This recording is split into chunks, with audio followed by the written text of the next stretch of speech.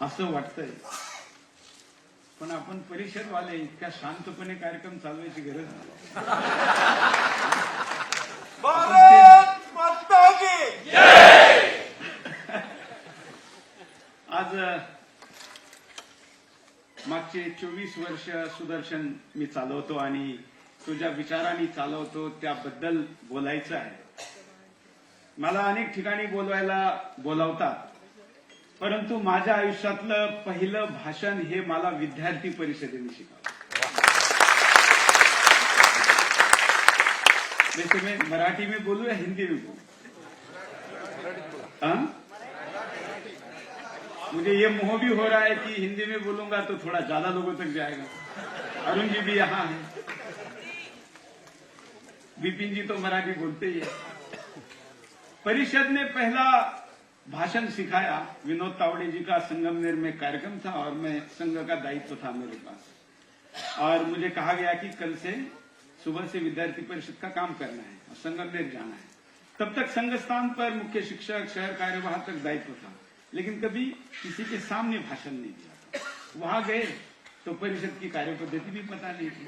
तो गए और अचानक से विनोद तावड़े तब राष्ट्रीय मंत्री बने थे और मुझे मेरा नाम पुकारा गया कि अभी सुरेश चौहान के बोलेंगे. तब तक मैंने कभी भी सार्वजनिक मंच से भाषण नहीं दिया था. तो मैंने कहा कि क्या कार्यपद्धति? बोले ऐसा है, कार्यपद्धति वगैरह सब ठीक है, पानी में फेंक दे तो तैरना आता है, ये कार्यपद्धति का सुना.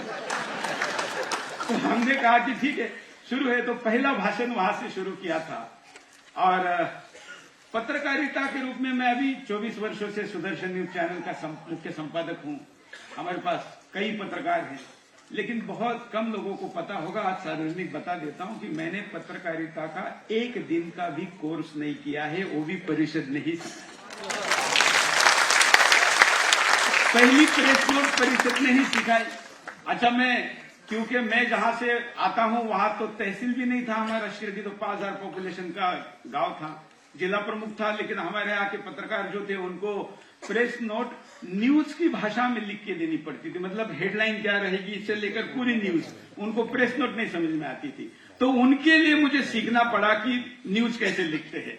तो इसलिए परिषद ने सिखाया, आज आपके सामने है.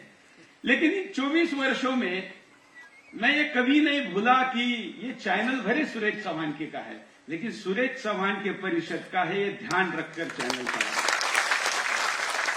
और इसलिए परिषद का चैनल होता तो कैसा होता, वो सब चीजों को ध्यान में रखकर मैंने इन काम को आगे बढ़ाया.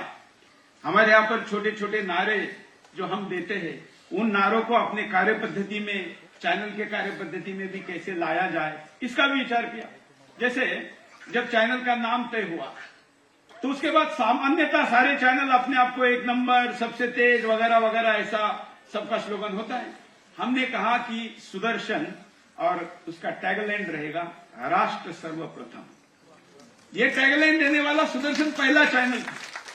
तब हमको कई पत्रकारों ने कहा कि अरे पत्रकार निष्पक्ष होना चाहिए, ये देश की भी, वो देश भी, या ये देश, ये पार्टी, ये वो, इसका ध्यान नहीं रखना चाहिए. हमने कहा निष्पक्ष होना चाहिए, बिल्कुल है, लेकिन देश उसका पक्ष होना चाहिए, इससे कोई समझौता नहीं. और इसने देश की बात करना शुरू किया, राष्ट्र सर्वप्रथम का नारा दिया. और उन मुद्दों को, इवन नारे की बात जब मैं करूं तो कश्मीर का जब विषय आता था तो मैं अपने एंकरिंग में, जो विद्यार्थी परिषद में हम घोषणा देते थे, दूध मांगो खीर देंगे, कश्मीर एवढा हळू, दूध मांगो खीर देंगे, दूध मांगो खीर देंगे, हे द्यायला सुरुवात केली. आणि मग त्यातून अनेक जणांच्या लक्षात आलं की हा परिषद आला दिसतो. ऐसे आगे बढ़े. फिर पत्रकारिता में जब जाने का तय हुआ तो कैसे तय हुआ, तो अपने यहाँ कहते हैं, जैसे हम मराठी में ज्यादा आसानी से कह पाऊंगा, जिथं कमी तिथं, जहां कम वहां हम. तो ये तय किया कि विद्यार्थी परिषद का काम किया है और किसी क्षेत्र में अभी जाना है. राजनीति में नहीं जाना है क्योंकि बहुत आरोप लगता है परिषद वालों पे, तो इसलिए किसी और फील्ड में जाएंगे. तो कौन सा फील्ड होना चाहिए? तो परिषद ने सिखाया कि सबसे बड़ी चुनौती जहां है वहां जाना चाहिए, और जहां कम वहां. तो पत्रकारिता में गए. तो मैं भारत का पहला वेब जर्नलिस्ट हूं. बहुत लोगों को सुदर्शन का परिचय तो है, लेकिन भारत में इंटरनेट पर समाचार पढ़ने के लिए, जिसको आज वेब पोर्टल कहते हैं, तो वेब जर्नलिस्ट कहते थे, मैंने 96 में बातमी.com शुरू किया था। 96 में तब डोमेन भारत में रजिस्टर्ड नहीं था, विदेश से रजिस्ट्रेशन करना पड़ता था, और वो मैंने शुरू किया। फिर ध्यान में आ गया कि इंटरनेट के थ्रू पूरे हिंदुस्तान को मराठी त्याला आपण म्हणतो गवसनी घालना अवघड है, टीवी चैनल होना चाहिए। तो टीवी चैनल शुरू हो, इसके लिए संघर्ष शुरू किया और इस फील्ड में गए। तो जैसे कहा गया कि सबसे बड़ी समस्या को पकड़ो, फंडामेंटल विषय को हाथ लगाओ, तो न्यूज चैनल का मतलब है तो यहां गड्ढे हो गए, यहां पर फलानी चीज हो गई, यहां जन सुविधाएं नहीं है, इन चीजों को ज्यादा महत्व देना।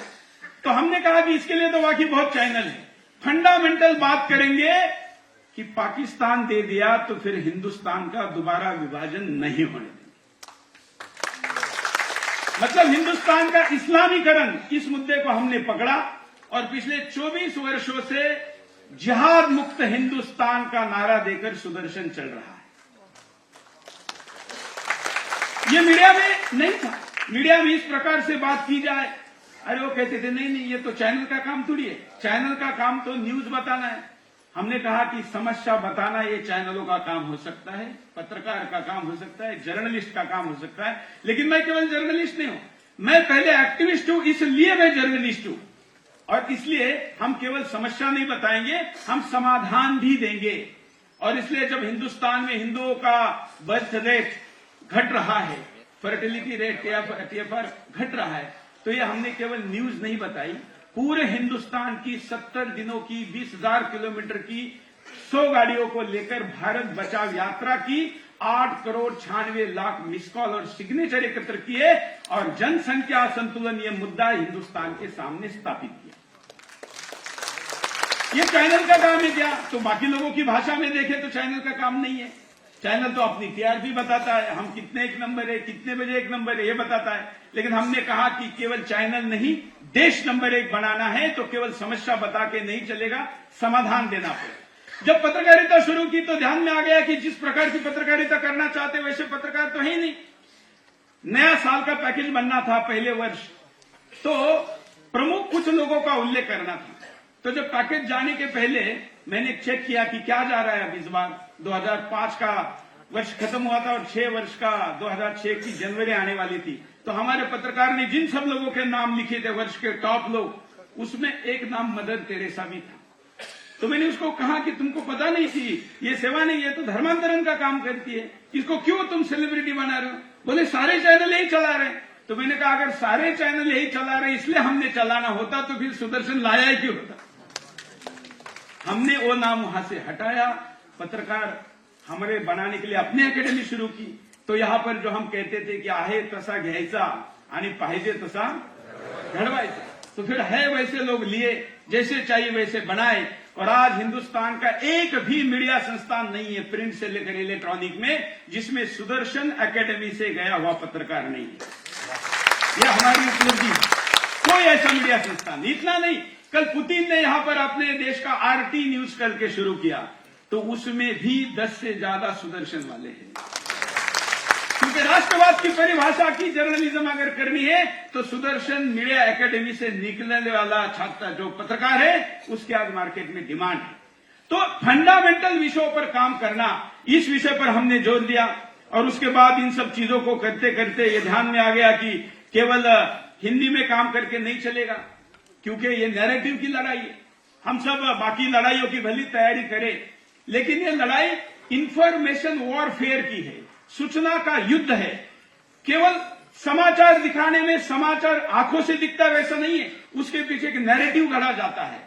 और इसलिए उस नैरेटिव की लड़ाई में, इंफॉर्मेशन की लड़ाई में अगर हमको उतरना है तो सारे भाषा में उतरना पड़ेगा। तो इसलिए सुदर्शन अभी 19 भाषाओं में काम करता है और अकेले डिजिटल पर मंथ हमारी 200 मिलियन की व्यूअरशिप है। मराठीत आपण म्हणतो ना ते बाप दाखवण्याचं श्राद्ध घाल। तुम्ही ज्या लाईन मध्ये आहात तिथले तुम्हाला मापदंड सगळे पूर्ण केले पाहिजे, नाही तर तुम्हाला कोणी विचारणार नहीं। आणि म्हणून फिर ये सब करते समय केवल विचार की लड़ाई है, तो प्रैक्टिकल अगर नहीं होगी, सेल्फ सस्टेनेबल नहीं होगी तो नहीं चलेगा।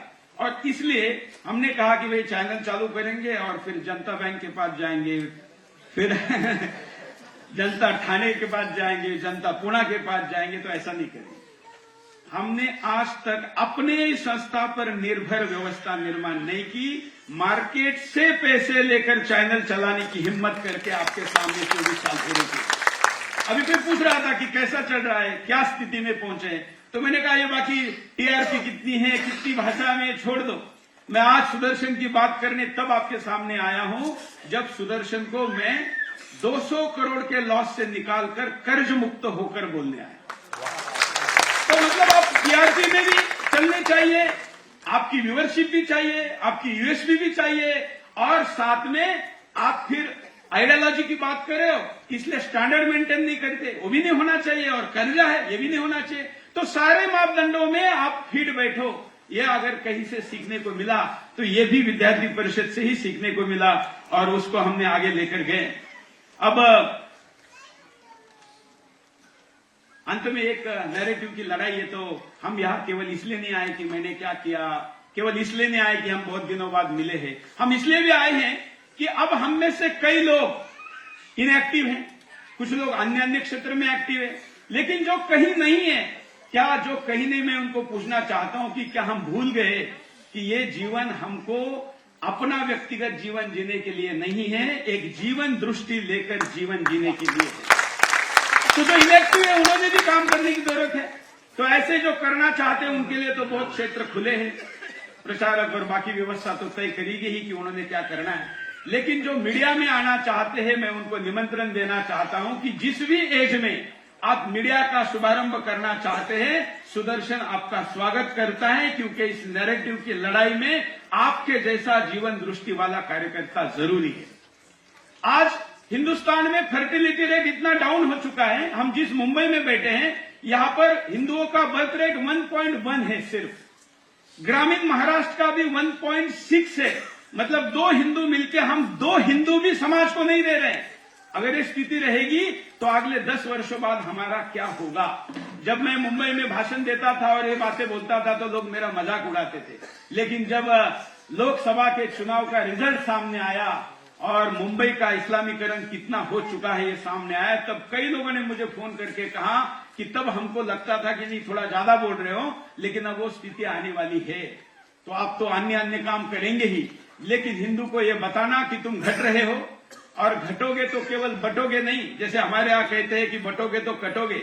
बटोगे तो कटोगे सच है, लेकिन उससे भी बड़ी बात है कि घटोगे तो मिटोगे।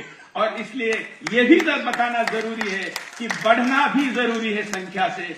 वो नैरेटिव की लड़ाई अभी हम लड़ रहे हैं, उस लड़ाई में आप सभी का सहयोग मिले, यह आशा व्यक्त करता हूं।